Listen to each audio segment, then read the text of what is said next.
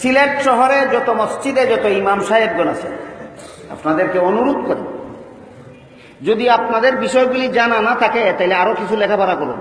প্রাইভেটও তো লেখাপড়া করা যায়, ইমামতি ঠিকঠাক হোক, লেখাপড়া করুন। আর যদি বিষয়গুলি আপনাদের জানা থাকে তাহলে কোনো একটা মসজিদের কোনো একটা মুসল্লি কোনো একটা নামাজে যদি আমিন জুড়ে বলে, সালাম ফিরাবার সাথে সাথে দোয়া করার আগে তাকে বলবেন, কে আমিন জুড়ে বলেছে দাঁড়াও। দাঁড়ালে পরে বলবেন, কোন হাদিসও পাইছস আমিন জুড়ে বলা সুন্নত, দেখাইবে তারপরে যাইবে। যদি দেখাইতে পারস না তাহলে ফিতনা ইমসিত করিস না, তোর বাড়ির গিয়া করিস। বলেন আপনাদের ইমামগণকে একটু সতর্ক হওয়া দরকার কিনা? আমি ইমাম সাহেবগণকে অনুরোধ করে বলবো, এই ফিতনাবাজদেরকে এই মসজিদের ভিতরে ফিতনা করতে দেবেন না। মাশাআল্লাহ, এখন মানুষ হকটা জানতে পারার কারণে গোটা দেশেই পরিবেশটা অনেকটা চেঞ্জ হয়ে যাচ্ছে।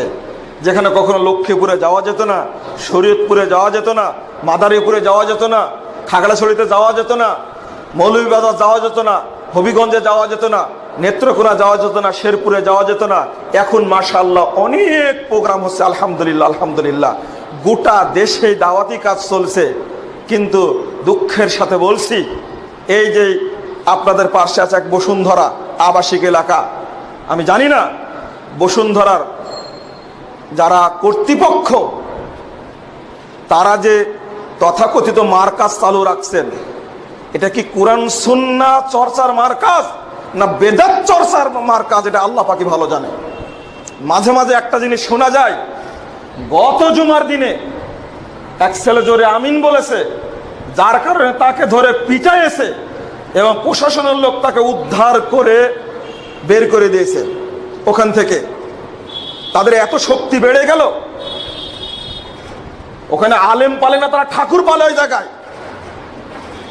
রাসূলের সুন্নাত আমল করার কারণে যদি শাস্তি দেওয়া হয়, তাহলে সরাসরি শাস্তি হয়েছে আল্লাহর নবীর উপরে। কোন মুসলমানের বাচ্চাটা সহ্য করতে পারে না, বাংলাদেশের বুকেই বসে থাকে। আমি বসুন্ধরার কর্তৃপক্ষ ভাইদেরকে বলছি, যদি মুসলমানের বাচ্চা হয়ে থাকেন আপনারা, এর আগেও এরকম হয়েছে, রফুল আদান করে সালাত আদায় করেছে, কান ধরে উঠা বসা করেছে, করে সেখান থেকে বের করে দিয়েছে। বেদাত চর্চার জন্য ওটা ইসলামিক সেন্টার নয়, ওটা বেদাতের সেন্টার বলতে হবে।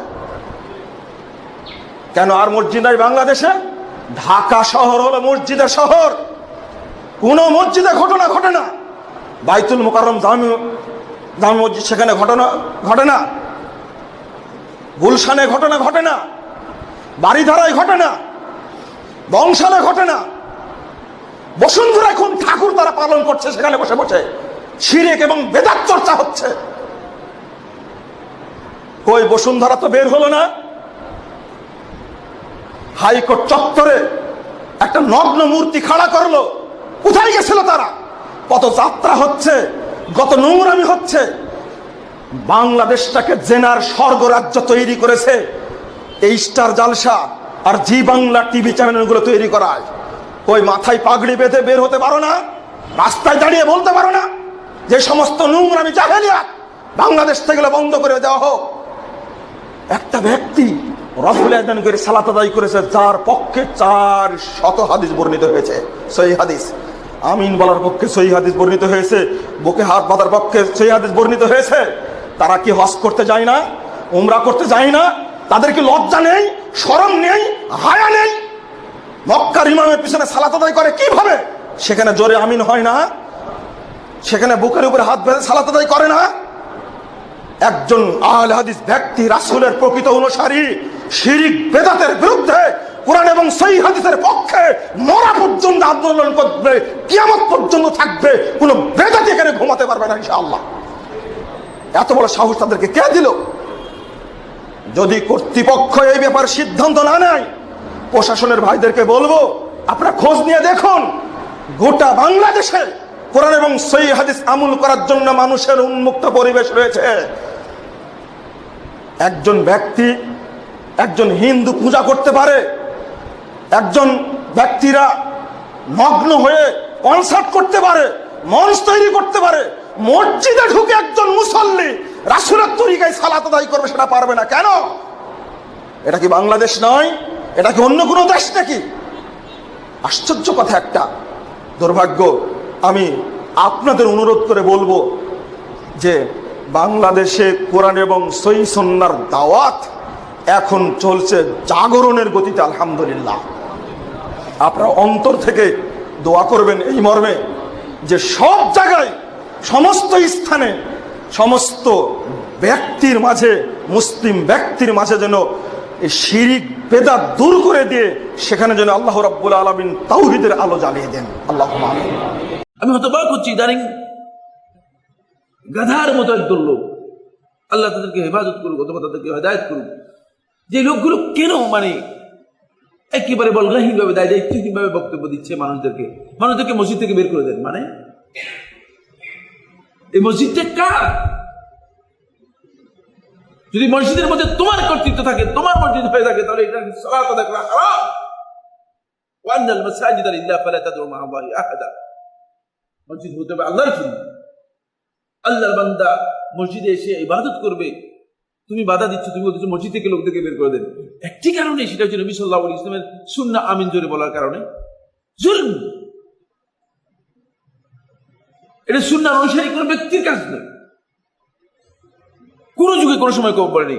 এমনকি ইমাম আবু হানিফা রাহমাতুল্লাহ আলাইহি, ইমাম কোনদিন এই কথা বলেছেন যদি কোথাও প্রমাণ করতে পারে কেউ, মিথ্যা কথা।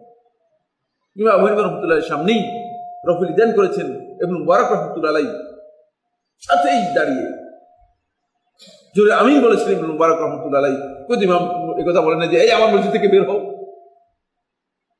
এটা কোন বিভ্রান্তি, এটা কোন সংকীর্ণতা? এই সংকীর্ণতার মধ্যে আমরা কেন পড়েছি?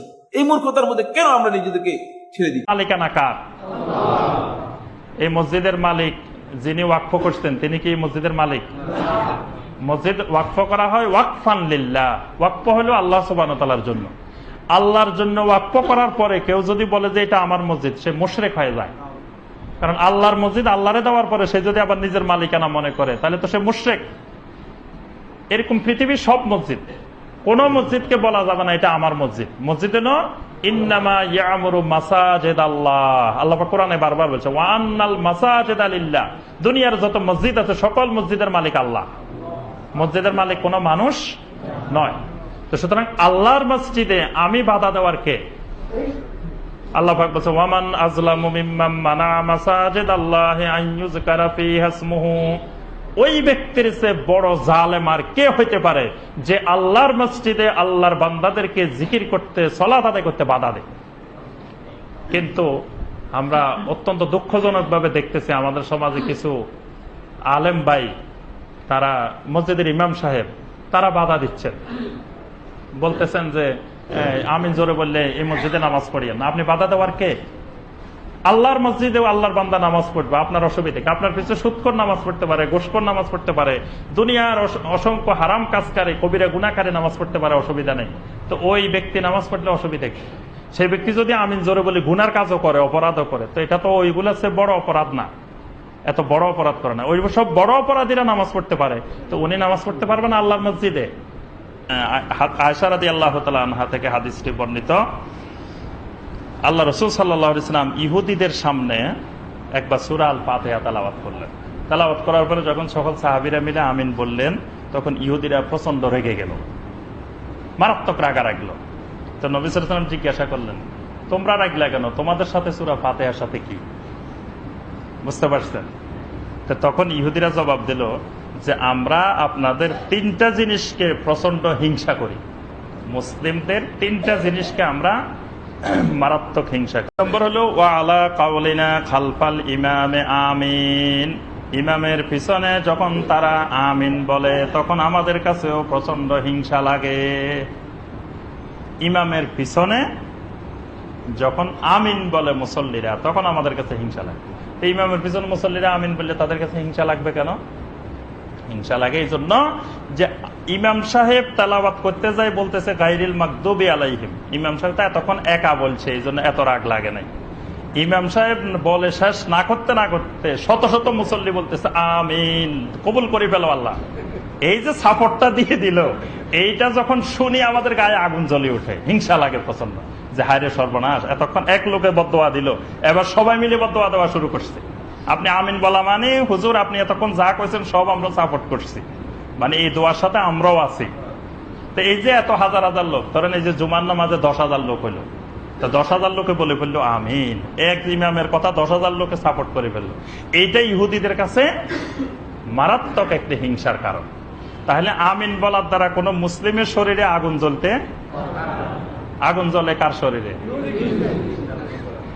কিন্তু আমরা দেখি এখন মাঝে মাঝে মুসলিমের শরীরে জ্বলে উঠে, এটার কোনো কারণ বুঝি না।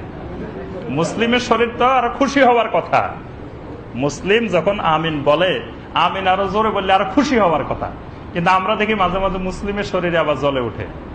এজন্য এই জ্বলে উঠাটা হলো আসলে না বোঝার কারণ। কিন্তু ইহুদি আর খ্রিস্টানেরাও শুনল, তারা শুনি কয় সর্বনাশ, এই লোক তো আল্লাহর কাছে দোয়া করতেছে গায়রিল মাগদুবি আলাইহিম ওয়ালাদ-দাল্লিন, আমারও তো গজবের জন্য দোয়া করতেছে। আবার হেও কয় আমিন, ফেরেশতারাও কয় আমিন, সবাই কয় আমিন, এই দোয়া যদি কবুল হয়ে যায় তো সর্বনাশ। এই জন্য আমিন বলার দ্বারা সবচেয়ে বেশি অসন্তুষ্ট হয় ইহুদিরা, ইহুদি এবং নাসারা। হাদিসে তো আছেই, নবীজি আমিন বলতেন, জোরে বলতেন। আম্মান আমান ওরা, তার সাহাবীদের পিছনের মুসল্লিরা আমিন জোরে বলতেন। হাত্তা ইন্নালিল মসজিদিল আলাজ্জাতান, বুখারীর সালাত অধ্যায়ের হাদিসে আছে যে আমিনের গুঞ্জরণে মসজিদ কেঁপে উঠত। আমিনটা ইহুদি জাতি আমিন জোরে পছন্দ করে না। মুসলমানের জোরে আমিন শুনে ইহুদিদের কলজা কাঁপে, যে এরা যেভাবে আমাদের বিরুদ্ধে আল্লাহর কাছে আমিন বলছে, সর্বনাশ, না জানি কি হয়। কারণ গায়রিল মাগদুবি আলাইহিম ওয়ালাদ-দাল্লিনের পরে তো আমিন, মাগদুম আলাইহিম হলো ইহুদিরা। এই বদদোয়া তো এরা আমাগরে দিচ্ছে। আর কিভাবে শুনো কিভাবে আমিন সবাই এক সুরে কইতে আছে, লাগে কবুল হয়ে গেছে আল্লাহর কাছে। এই জন্য এটা পছন্দ করে না কারা? ইহুদিরা। ওরা ভয় পায়, হাসাদ করে, হিংসা করে। আমাদের মুসলমান না, আমরা বুঝি না দেখে হয়তো আমরা মনে করি যে এটা নতুন একটা জিনিস। না, নতুন না, এটা 1400 বছর আগের পুরাণ। আপনি শুনছেন নতুন, আমি শুনছি নতুন, কিন্তু জিনিসটা কয়শো বছরের। বাংলাদেশ থেকে দুটি প্রশ্ন করেছেন। এক প্রশ্ন হচ্ছে বড় লম্বা লিখে রেখেছে যে রাসূলুল্লাহ সাল্লাল্লাহু আলাইহি ওয়াসাল্লাম নামাজ শেষে সালাম ফিরে দেখেন মসজিদে কোনো মুসল্লি নাই। তখন রাসূলুল্লাহ মুসল্লিদের বললেন, আমি যখন আমিন বলবো তোমরা আমার সাথে শব্দ করে আমিন বলে। মুসল্লিরা যখন 5 ওয়াক্ত নামাজ পরিপূর্ণভাবে পড়তে থাকেন তখন রাসূলুল্লাহ সাল্লাল্লাহু আলাইহি ওয়াসাল্লাম বলেন, আমি এখন তোমাদের শব্দ করে আমিন বলতে নিষেধ করছি, সুতরাং আস্তে আমিন বলো। ওদের বলেন যে তোমাদের দলিল এটা কোন হাদিসে আছে? কোন হাদিসের হদিস নেই, এটা হচ্ছে শয়তানদের বানানো, এটা মানুষ শয়তানদের বানানো, কোন একটা হাদিস নেই, সহিহ নাই, জয়ীফও নাই, জয়ীফ হাদিস নেই। তাহলে এইরকম শয়তানি কথা দিয়ে মযহাবের খেদমত করা, ইসলামের খেদমত না করে এই গুমরাহি, এর চেয়ে বড় গুমরাহি আর কি হতে পারে? নবী সাল্লাল্লাহু আলাইহি ওয়াসাল্লামের সাহাবীরা ফাজাহার, তারপরে নবীর সাহাবীরা এত দুর্বল ইমানের যে সব পালিয়ে যেত, একটা কেউ নামাজ পড়তো না, ফিরে দেখছেন একটা কেউ নাই। তার মানে তার চাইতে ভালো হচ্ছে আজকালকার আধা নামাজি, 3 ওয়াক্ত নামাজ পড়ে তারপরে তো পালাই না রে বাবা, যখন শুরু করেছে নামাজটা পড়েইনি, তাই না? তাহলে আজকালকার ফাসেক মুসলমানও সাহাবীদের চাইতে ভালো, তাই না? কত মূর্খামি আর কত বড় গুমরাহ, কত বড় মিথ্যা অপবাদ। ইফতারা আলাল্লাহি কাযিবা, আল্লাহ সম্পর্কে, আল্লাহর দিন সম্পর্কে, আল্লাহ পাকের সাহাবায়ে কেরাম, আল্লাহ পাকের রাসূলের সাহাবায়ে কেরাম সম্পর্কে এই মিথ্যা কথা। আর এইরকমই রফুল এদান সম্পর্কে দ্বিতীয় প্রশ্ন। একজন মসজিদের ইমাম, কোন খিলক্ষেত না কোথাকার, উনি ওখান থেকে প্রশ্ন করেছেন আমাদের ভাইদের মাধ্যমে, বলছেন যে রাসূলুল্লাহ সাল্লাল্লাহু আলাইহি ওয়াসাল্লাম নামাজ পড়ানোর সময় দেখলেন লোকজন 2 হাতের বগলের নিচে ছোট ছোট পুতুল রাখছেন। কত দুর্বল ইমান যে শিরক ছাড়তে পারছে না, আর বদরে ওহুদে জিহাদে জান দিয়ে দিচ্ছেন। আর আপনাদের যদি বলা হয় যে চলে আল্লাহর রাস্তায় কোথাও, যদি সরকার বলে, মানে শর্ত সাপেক্ষ, শর্ত পুরা হয়েছে জিহাদের, আর সরকার বলে চলো জিহাদের ময়দানে জান দিতে হবে, সব ফ্লাইট করে দেশে পালাইবেন, সব পালাইবেন দেশে, মুনাফিকি প্রমাণ হয়ে যাবে, ঠিক না? হ্যাঁ হ্যাঁ। আর রাসূলুল্লাহ সাল্লাল্লাহু আলাইহি ওয়াসাল্লামের সাহাবীরা পুতুল বগল করে নামাজ পড়ছেন, নাউযুবিল্লাহ। তখন রাসূলুল্লাহ লোকজনদের বললেন তোমরা রফেদানি করবে। তারপরে যদি রফেদান 3 বার কেন হবে? আর একবার প্রথমবার উঠা দিতে বগল থেকে পড়ে গেছে পুতুল, তো 3 বার কেন বলবে রাসূলুল্লাহ সাল্লাল্লাহু আলাইহি ওয়াসাল্লাম? যখন রুকুতে যাবে তখন একবার অভয় দেন, রুকুতে উঠে আবার একবার অভয় দেন, আবার 2। প্রথমখানে তো একটা আছে, 3টা আছে, 4 নম্বর হচ্ছে 4 রাকাত বিশিষ্ট নামাজে প্রথম তাশাহুদ থেকে উঠে আবার অভয় দেন। এত অভয় দেন কেন? একবারই তো পুতুল পড়ে গেছে। কত বড় গুমরাহি, কোন জয়ীফ হাদিসও নেই। যে বদমাইশরা বলছে ওই বদ প্রকৃতির বিদাতীদেরকে বলেন যে হাতু বুরহানাকুম, কোন হাদিস আছে একটা হাদিসটা রেফারেন্স রাখেন। আল্লাহ পাক রব্বুল আলামিন যারা হিদায়াত দান করেন এইসব গুমরাহদেরকে, আর আল্লাহ পাক আমাদের দ্বীনের খেদমতের তৌফিক দান করেন, কোরআন হাদিসের খেদমতের তৌফিক দান করেন, ওহীর খেদমতের আল্লাহ পাক তৌফিক দান করেন, রাসূলুল্লাহ সাল্লাল্লাহু আলাইহি ওয়াসাল্লামের প্রতি যা নাযিল হচ্ছে তার খেদমতের আল্লাহ পাক যেন তৌফিক দান করেন।